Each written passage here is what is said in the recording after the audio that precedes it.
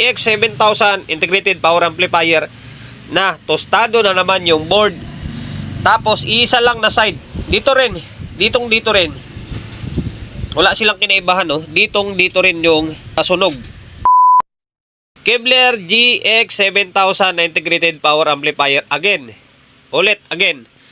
Kasi ito yung una nating binlog. Baka sabihin nyo isa lang yung content natin. Ito, si Sir GC ito. Ito naman si Sir Richard. Pero pare sila taga Caloocan. Ayan, Kevlar GX7000 integrated power amplifier na tostado na naman yung board. Tapos isa lang na side. Dito rin. Dito rin. Wala silang kinaibahan, no? Dito rin yung sunog. Maraming salamat sir sa pagkakatiwala mo ng unit mo rito sa akin. Ayan, tapos ito yung mission natin for today's video. Naway magawa natin. Kung ano yung proseso lang dun sa previous vlog natin, yun lang din ang i-apply natin dito. Kasi isa lang din naman ng sira. Okay? Ang gagawin natin, baklasin natin ito. Itong board na to. Tapos palitan lahat ng dapat palitan. Palitan natin itong mga nasunog. Dahil sunog yan, pati yung nakasulat sa board, hindi mo na makita. Ang gagawin mo ay kumuha ka ng ideya rito. Kung ano yung mga parts dito, same lang din dito. Okay? Tapos, tulad dito, transistor, biyak ko. Dan, tanggalin mo to. Tanggalin dito sa may drive niya. Yung output, maaring buo yan. Pero check pa rin natin. Okay? Mabilis ang vlog lang. And then, ito baka maumay kayo sa vlog natin kasi sabihin nyo, paulit-ulit lang ito. Ginagawan ko lang ng vlog ito dahil request ng may-ari ito. Request ng may-ari. Kasi sa totoo lang, hindi na sana ako nagko-content sa may integrated kasi nga puro power amplifier ako. Kaso, dahil tambak-tambak yung gawa namin, tambak-tambak yung integrated, kaya sumingit ako ng integrated. Okay, pasensya na.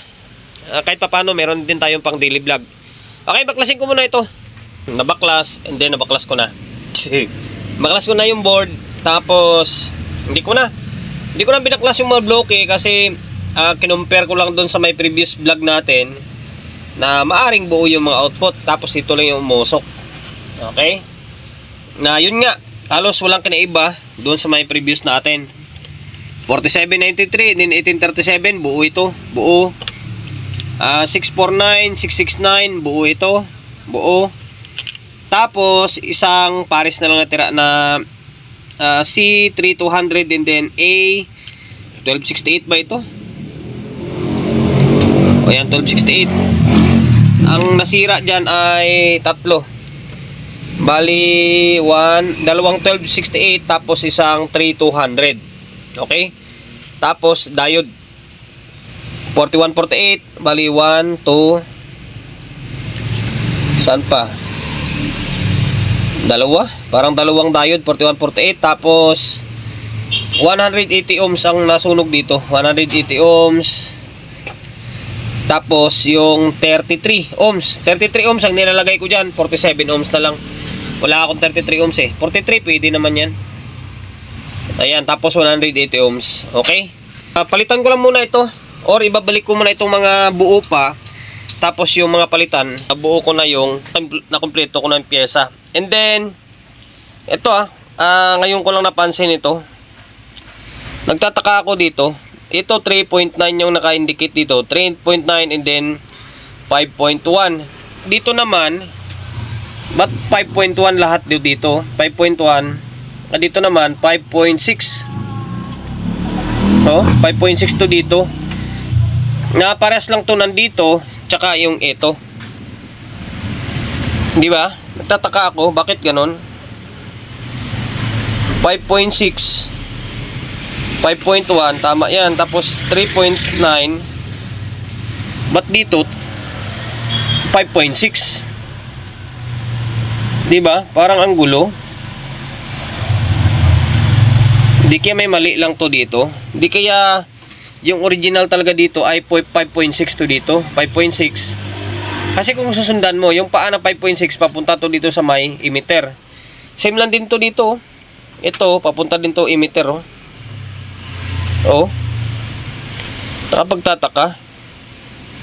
Hindi kaya nasusunog to dito. Kahit nung sa may previous natin, dito nasusunog na side lagi. Dito. Hindi kaya may kinalaman to dito. Ngayon, ang gagawin ko, trying and error to. Bahala na. Ang gagawin natin, lagyan natin ng 5.6 ito. Lagyan ko ng 5.6 ito. Although okay na ito. Pakita ko sa inyo. Bias nito ay nasa 5, nasa 0.5. Ayun, nakakabit na yung kable Medyo naku-curious lang ako Kasi nakapagtataka, di ba? Bakit dito lang na side yung nasisira? Okay, tingnan nyo. Working na ito. Ilaw. Ito. Ayan, magatik na ng relay. And then, kahit di na ako magsusukat ng bias kasi tinatamad na ako. Basta working na ito. Normal naman, pantay naman yung bias niya. 5.6 parehas. Ngayon, balik tayo doon sa may 5.6, 0.5. Ang bira. Ngayon, balik tayo dito. Yung ito, yung dito, papunta siya dito. Yung circuit niya, isa lang talaga. Ito, kwanto? Ito yung 3.9 Papunta sa dito sa may emitter. Tapos, yung nandito, kinaklaro ko lang pasensya na. Tapos, yung 5.6, jumper, yung kadugtong niya 5.6 papuntang emitter. Ito kung talaga siya, parang may mali talaga. Hindi kaya factory defect to. Ngayon, ang gagawin natin, try natin lagyan ng 5.6 ito. Stay tuned lang kayo. Palit na ako ng yung 3.9, tinanggal ko na yon. Tinanggal ko na. Sana ba yun? Nalaglag pa yata. Basta tinanggal ko na. Tapos pinalitan ko na ng 5.6 na yan Yan, 5.6, 5.1, tapos 5.6 na ito. Bahala na. Igaya natin sa dito. Igaya natin sa dito. Tapos, ito, magiging sugal na lang yung gagawin natin dito. Kapag magiging okay to, ito na yung modification na gagawin natin. Malay natin, talagang mali nga talaga, di ba? Mali talaga yung paggagawa dito sa may kabilang side, kaya nasisira to dito. Kaya, ganun. Ibig sabihin, yung previous vlog ko, total, andito pa naman tong isa. Babaguhin ko na rin yan. Babaguhin ko na rin. Naka-plug in na yun doon.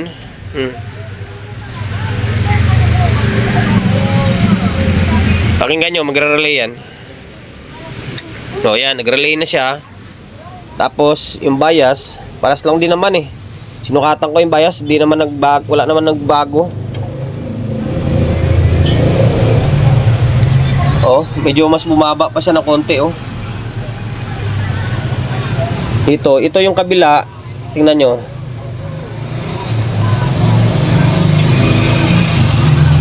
Ito, pantay lang, Okay, yun na yan. Hindi natin gagalawin yan. Revise na lang natin. Okay, balik natin yung board and then patugtugin natin. Sana wala na ibang problema. Naibalik ko na yung board natin. Kulang na lang dito is tali na lang. Tapos tornilyo. Tapos naglagay na ako ng speaker. Kasi nagre-relay naman. Ito speaker, naka-speak on. Tapos audio input natin ay itong cellphone natin na isa. Tapos, ayan hindi ko na babaguhin yan. Ayan na yan. Yan ang ilalagay ko dyan. Musok, wala naman Okay. Ngayon naka-play na ito. Pa-play naman na ito natin. Naka-source input A tayo. Yan lakas. Bass, mid, treble, balance, kabilang channel. Okay, working pa siya. Yung mic nito hindi natin testing, working naman siguro yan Master volume, okay pa, wala pang sabit. Yan. Yung isa na yan, i-revise ko na rin yan. Ayan Sa mga naunang nagawa natin, pasensya na kung di natin napansin yun. Alam ko may mga nagawa tayong nauna na GX7 din eh, na hindi natin ngayon ko lang napansin eh. Ngayon, ito 20 natin ito. Para masabi natin na ox na talaga siya. Yan, ito 20 ko ha. Kulang na lang dito is tornilyo na lang in case na magiging totaling okay na siya. Tornilyo na lang. Okay, bahala ka dyan. Bahala ka dyan. Kanin pala yung guys, kanin. Yan. Lakas. Dalawang sabi nakakabit.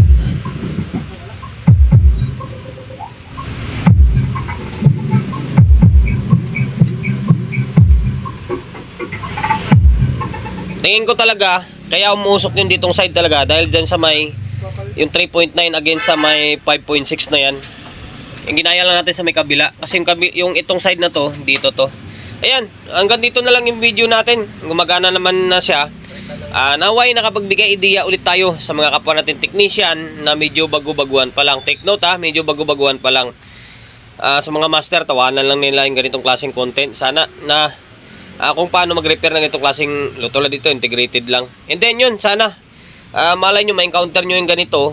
Yan sa akin, ni-revise ko na siya. 5.6 na ilalagay ko dyan. Ayun, sir from, Caloocan na si Sir Richard. Yan, Sir Richard ng Caloocan. Bali, okay na yung Kevlar na GX7000 integrated power amplifier mo. Bali, ni-revise ko na rin siya, sir. Bahala na. Yung magka-problema, di balik na lang ulit dito. Yun, bago tayo magtapos, siyempre, shop natin always on the go na 24/7. Sa mga gustong magpa-prepare, along sa Uyo, Quezon City, number 61, Don Julio, Gregorio Street, sa Uyo Road, sa Uyo, Quezon City. Social media pages natin, so kung hindi pa nakapag-follow, paki-follow, and then siyempre, paki-share ng video natin sa my Facebook, YouTube channel, so kung hindi pa nakapag-subscribe, paki-subscribe, like, share, and then siyempre, paki-hit ng bell button sa gilid para updated ka sa mga susunod na video na i-upload ko. Ingat, God bless, and then peace atin lahat.